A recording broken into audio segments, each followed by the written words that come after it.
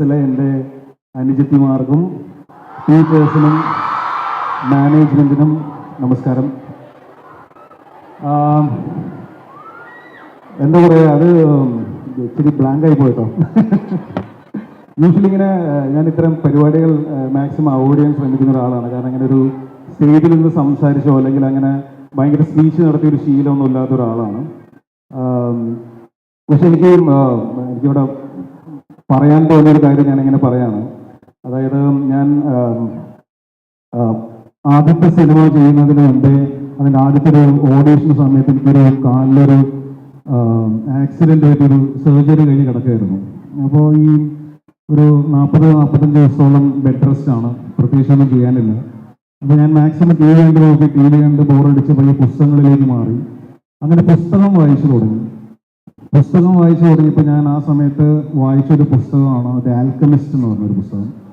അപ്പോൾ നിങ്ങൾ പലരും വായിച്ചിട്ടുണ്ടാവുമെന്ന് വിശ്വസിക്കുന്നു. വായിച്ചിട്ടുണ്ടോ?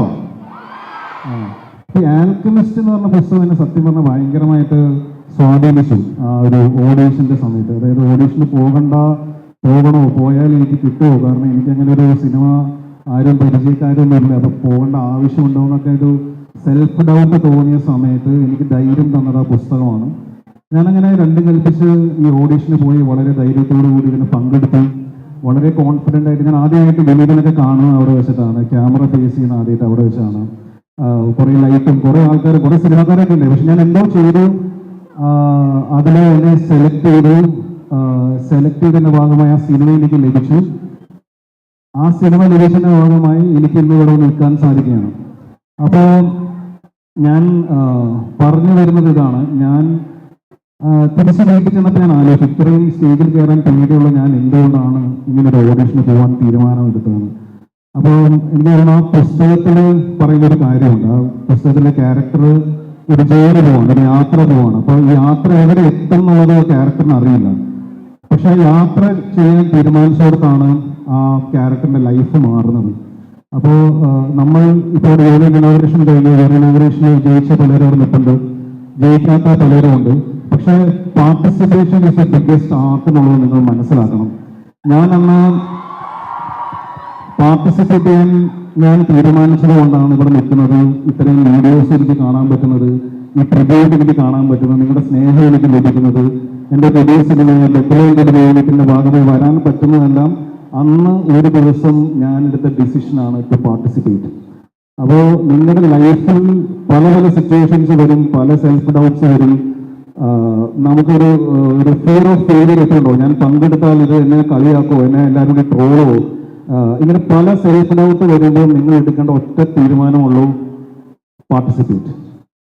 അത് നിങ്ങളുടെ ലൈഫിൽ ഉണ്ടാക്കുന്ന ഭയങ്കര വലിയ ചേഞ്ചസ് ആണെന്ന്, വലിയൊരു ചേഞ്ച് ഉണ്ടാക്കുന്ന എൻ്റെ ലൈഫിൽ നിന്ന് ഞാൻ പഠിച്ച കാര്യമാണ്. അപ്പോൾ അത് ഇവിടെ വന്നപ്പോൾ എനിക്ക് നിങ്ങളോട് പറയാൻ തോന്നി. അതുപോലെ ഇവിടെ യൂഷ്വലി നമ്മൾ കോളേജിൽ പോകുന്ന സ്റ്റുഡൻസിനോടാണ് സംസാരിക്കാറ്. ഇവിടെ കുറേ ടീച്ചേഴ്സ് ഇരിപ്പുണ്ട്. അപ്പോൾ ടീച്ചേഴ്സിനോടും എനിക്ക് ഒരു ചെറിയൊരു കാര്യം പറയാനുണ്ട്. നമ്മളെപ്പോഴും ഏറ്റവും നന്നായിട്ട് പഠിക്കുന്ന, നല്ല മാർക്ക് മേടിക്കുന്ന, അല്ലെങ്കിൽ ഭയങ്കര കോംപ്ലക്സ് പ്രശ്നങ്ങളെല്ലാം സോൾവ് ചെയ്യുന്ന കുട്ടികളെ മാത്രമാണ് നമ്മൾ ബ്രൈറ്റ് സ്റ്റുഡൻസ് അല്ലെങ്കിൽ മികച്ച സ്റ്റുഡൻസ് എന്ന് പറയാറുള്ളൂ. പക്ഷെ ഒരു ക്ലാസ്സിൽ മികച്ച സ്റ്റുഡൻറ്റിൻ്റെ മികച്ച ടീച്ചർ ആവുന്നതോടൊപ്പം തന്നെ ആ ക്ലാസ്സിലെ എല്ലാ കുട്ടികളുടെയും മികച്ച ടീച്ചറാവാൻ നിങ്ങൾക്ക് സാധിക്കണം.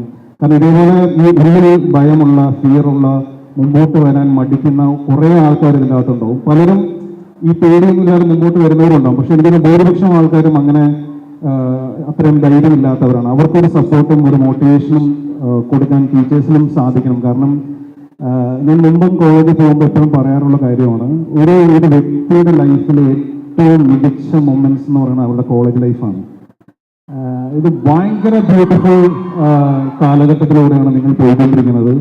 കാരണം ഞാനൊക്കെ ഇപ്പോൾ എപ്പോഴെങ്കിലും തിരിച്ചു പോകാൻ ആഗ്രഹിക്കുന്നുണ്ടെങ്കിൽ ഞാൻ എൻ്റെ കോളേജ് ലൈഫിൽ പോകണമെന്ന് ആഗ്രഹിക്കുന്നതാണ്.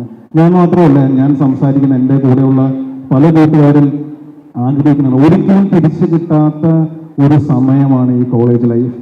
അപ്പോൾ നിങ്ങൾ ഈ കോളേജ് ലൈഫിൽ നിങ്ങൾ അടിപൊളിയായി എൻജോയ് ചെയ്ത് ഹാപ്പി ആയിട്ട് നിങ്ങൾ ജീവിക്കുക. അതുപോലെ ഇതൊരു വുമൻസ് കോളേജാണ്.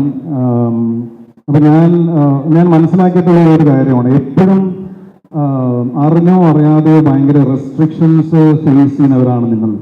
അത് ചെയ്യരുത്, ഇത് ചെയ്യരുത്, അവിടെ പോകാൻ പാടില്ല, ഇവിടെ പോകാൻ പാടില്ല, ഈ ഡ്രസ്സ് ഇടാൻ പാടില്ല, നേരത്തെ വീട്ടിൽ കയറണം.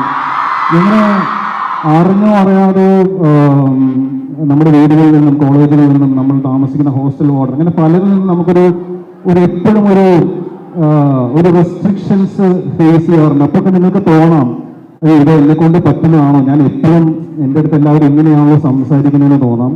പക്ഷേ ഞാൻ വളരെ ആത്മാർത്ഥമായിട്ട് പറയട്ടെ, എൻ്റെ മനസ്സിൽ പറയട്ടെ, നിങ്ങൾക്ക് ഓടിയെത്താൻ പറ്റാത്തൊരു അകലമില്ല, നിങ്ങൾക്ക് എത്തിപ്പെടാൻ പറ്റാത്തൊരു ഓരമില്ല, ചാടിക്കിടക്കാൻ പറ്റാത്തൊരു ഹേർഡിൽസും ഇല്ല. അപ്പൊ നിങ്ങൾ നിങ്ങളുടെ ലൈഫ് എൻജോയ് ചെയ്യുക, സമാധാനത്തിന് വേണ്ടി വർക്ക് ചെയ്യുക, നിങ്ങളുടെ ആഗ്രഹത്തിനും സ്വപ്നത്തിനും വേണ്ടി വർക്ക് ചെയ്യുക. ആരും ഒന്നും നിങ്ങൾ ചെയ്യാൻ പോകുന്നില്ല. ധൈര്യത്തോടെ മുമ്പോട്ട് പോകുക.